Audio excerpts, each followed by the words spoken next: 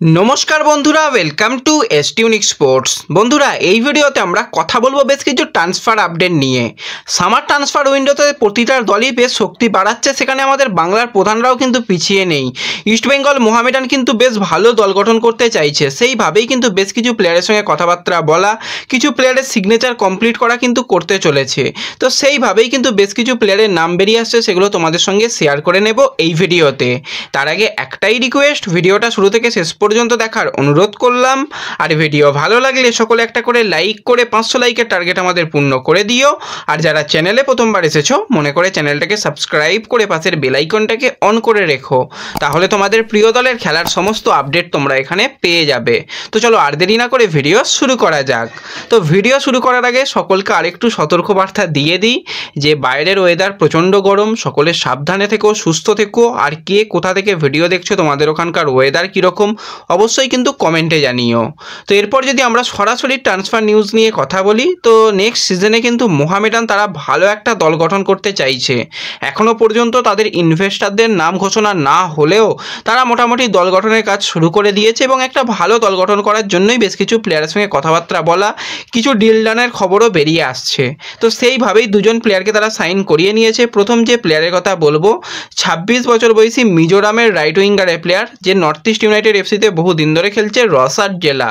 তো এই প্লেয়ারটাকে আমরা দুটো উইংয়েই খেলতে দেখেছি। তো নর্থ ইস্টের হয়ে কিন্তু টোটাল তার 46টা ম্যাচে 5টা গোল, 2টো অ্যাসিস্টের অভিজ্ঞতা রয়েছে। কিন্তু এই সিজনে তাকে একদমই দেখতে পাওয়া যায়নি, তাকে সে একদম গেম টাইম পায়নি বললে চলে। তো এই প্লেয়ারকে কিন্তু এবার নর্থ ইস্ট ইউনাইটেড এফসি থেকে সাইন করিয়ে নিয়েছে মোহামেডান, এবং শোনা যাচ্ছে যে দীর্ঘমেয়াদী একটা ডিল হতে পারে। 1 বছরের কন্ট্রাক্ট রয়েছে, তার সাথে কিন্তু আরও একটা সিজনের কন্ট্রাক্ট এক্সটেনশনের ব্যাপারও রয়েছে। এরপরে আরও একজন প্লেয়ারকে নিয়ে কথা বলবো। এই প্লেয়ারকে নিয়ে ইস্টবেঙ্গলের তো একটা টানাটানি ছিল, কিন্তু শেষ পর্যন্ত এই প্লেয়ারকেও মোহামেডান সাইন করিয়ে নিল। সেটা হচ্ছে 24 বছর বয়সী রাইট ব্যাকের প্লেয়ার জোয়াও জোহালিয়ানা, যে কিন্তু এবছরে আইজল এফসিতে খেলছিল এবং নর্থ ইস্টেও তার খেলার অভিজ্ঞতা রয়েছে। নর্থ ইস্টের হয়ে আইএসএলে 25টা ম্যাচ খেলেছে এবং আইএসএলে তার ভালো রেকর্ড রয়েছে গত সিজনে, এবং এই সিজনে আইজলের হয়েও কিন্তু ব্রিলিয়ান্ট ফুটবল খেলেছে। 16টা ম্যাচ খেলেছে রাইট ব্যাক হিসাবে, সেখানে 4টে গোল, 3টে অ্যাসিস্ট করেছে। অনেক চান্স ক্রিয়েট করতেও দেখা গেছে এই জোয়াওয়ের কাছ থেকে।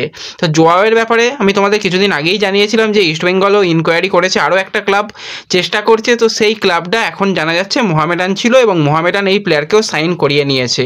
তো মোটামুটি ভালোই দুটো সিগনেচার কমপ্লিট করে ফেললো মোহামেডান। আরও বেশ কিছু ভালো প্লেয়ারের সঙ্গে কথাবার্তা তারা বলছে, সেই ডিল ডানের খবরগুলো বেরিয়ে এলে তোমাদের অবশ্যই শেয়ার করে নেব। আর যারা মোহামেডান সাপোর্টার রয়েছে তারা কিন্তু অবশ্যই চ্যানেলটাকে সাবস্ক্রাইব করে রেখো, অনেক আপডেট তোমাদের জন্য রয়েছে, সেগুলো পরপর দিতে থাকবো।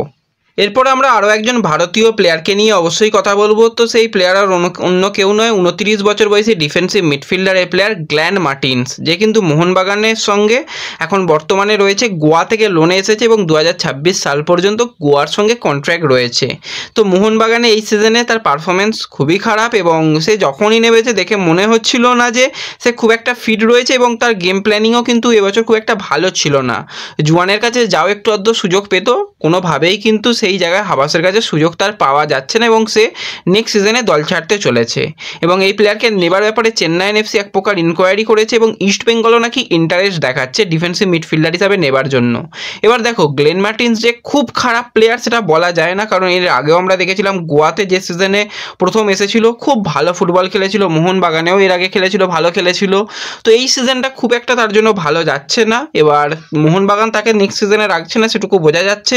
এবার গোয়ার সঙ্গে মূলত ইস্টবেঙ্গলকে কথাবার্তা বলতে হবে, যদি লোন ডিলেও গোয়া থেকে নেওয়া যায় সেটা কিন্তু একটা ভালো সিগনেচার হবে। মোটামুটি ব্যাকআপ সিগনেচারই বলো বা সৌভিক চক্রবর্তীর পরিবর্তে এই প্লেয়ারকে খেলানোই বলো, মোটামুটি একটা সিগনেচার হবে, খুব একটা খারাপ হবে না। এবং প্লেয়ারটা ফিজিক্যাল ফুটবল খেলতে পারে, বল হোল্ড করেও খেলতে পারে। ওভারঅল মোটামুটি একটা সিগনেচার হবে, এবং কথাবার্তা শুরু হয়েছে এই মুহূর্তে। এবার কথাবার্তা এগোক বা আদেও গোয়া তাকে ছাড়তে চাইবে কি না সেটাও হচ্ছে পরবর্তী সময় দেখার বিষয় থাকবে, কারণ কন্ট্রাক্টেড প্লেয়ার রয়েছে। এছাড়া যদি আমরা একটুখানি ইস্টবেঙ্গলের রিজার্ভ টিম নিয়ে কথা বলি, তো রিজার্ভ টিমেও কিন্তু 4 থেকে 5 জন প্লেয়ারকে আরও নতুনভাবে সিগনেচার করার চিন্তাভাবনা রয়েছে, এবং যে রিলায়েন্স ফাউন্ডেশন ডেভেলপমেন্ট লিগ রয়েছে সেই জায়গা থেকে ভালো ট্যালেন্টেড প্লেয়ারদের কিন্তু ইস্টবেঙ্গল সিগনেচার করাতে চলেছে। কারণ ইস্টবেঙ্গল পরবর্তী রাউন্ডে কোয়ালিফাই করেছে, সেখানে কিন্তু ভালো প্লেয়ার লাগবেই সেইভাবে কিন্তু বেশ কিছু প্লেয়ারের সঙ্গে কথাবার্তা শুরু হয়েছে। 2-1 দিনের মধ্যেই সেই নামগুলো বেরিয়ে আসবে, তোমাদের অবশ্যই শেয়ার করে নেব। তো এই ভিডিওতে এইটুকুই আলোচনা করার ছিল। ভিডিও ভালো লাগলে ভিডিওতে লাইক করে দিও, চ্যানেলে প্রথমবার এলে মনে করে চ্যানেলটাকে সাবস্ক্রাইব করে দিও, ফেসবুক পেজ থেকে ভিডিও দেখলে ফেসবুক পেজটাকে ফলো করে নিও এবং ভিডিও একটু সকলের সঙ্গে শেয়ার করে দিও। তো দেখা হচ্ছে পরবর্তী ভিডিওতে। ধন্যবাদ।